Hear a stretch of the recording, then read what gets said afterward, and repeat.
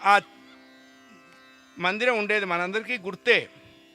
సాయంత్రం కాగానే రమ రామ రఘురామ పరాత్పర రావణ సంహర రణధీరా రథంగధర గణపతంగ వాహన రమారమణ నారాయణ సారశీల సురలోల నిరంజన సత్యపరాక్రమ సువిధాన సరోజలోచన సురేశ పాలన శరణ్య ముని బృందావన మేరుధీర గంభీర మనోహర మరజనక సీతారమణ మేరుధీర గంభీర మనోహర మరజనక సీతారమణ ధరాధినాయక విరోధి మదన సురారి బల జై బోలో రాజా రామచంద్ర భగవానికి.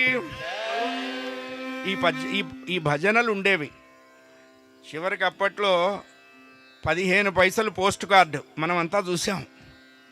దాని మీద శ్రీరామ అని రాసి ఉత్తరం రాసేవాళ్ళం. మీ కోడలు ప్రసవించింది, నిన్ననే పచ్చం పెట్టాం, తల్లి పిల్లాడు బాగున్నారు, మంచి రోజు చూసి అబ్బాయిని చూడటానికి రండి అని చెప్పి ఉత్తరం రాసేవాళ్ళం. అప్పట్లో ఏం ప్రైవసీ లేదండి. చక్కగా తెరిచిన పుస్తకాల్లాగా ఉండేవి మన మనస్సులు.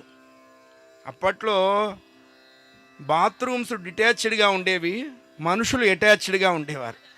ఇప్పుడు బాత్రూమ్స్ అటాచ్డ్ అయినాయి, మనుషులు డిటాచ్డ్ అయినారు. ఆహా, ఏం కల్చరు వాటే కల్చర్. ఇవన్నీ బతుకుతూ మనం చూస్తున్నాం. ఏం చేస్తాం, తప్పదు. చివరికి కోర్టులో బోన్లో నించోబెట్టి న్యాయమూర్తి అడుగుతాడేరా దొంగతనం చేశావా అని వాడిని. విట్నెస్ బాక్స్లో వాడు చెప్తాడు రామ నేను ఎరగనండి. అక్కడ కూడా వాడికి రాముడు ఉపయోగపడుతున్నాడండి. అది రాముడు యొక్క వైభవం. మనకి పర్సనాలిటీ డెవలప్మెంటు, హెల్దీ ఎన్విరాన్మెంటు, మన వాళ్ళు కోర్సులు పెడుతుంటారు పర్సులు లాగేయటానికి. అసలు పర్సనాలిటీ ఉంటేగా డెవలప్ అయి చావటానికి. పరుసు ఖర్చు అయిపోతుంది, పర్సనాలిటీ డెవలప్ అవ్వదు. పర్సనాలిటీ డెవలప్ అవ్వాలి అంటే, హ్యుమానిటేరియన్ గ్రౌండ్స్ పెరగాలి అంటే, హెల్దీ ఎన్విరాన్మెంట్ ఉండాలి అంటే ప్రతి ఇంట్లో తల్లిదండ్రులు ఆ పిల్లలకి రామకథ చెప్పాలి.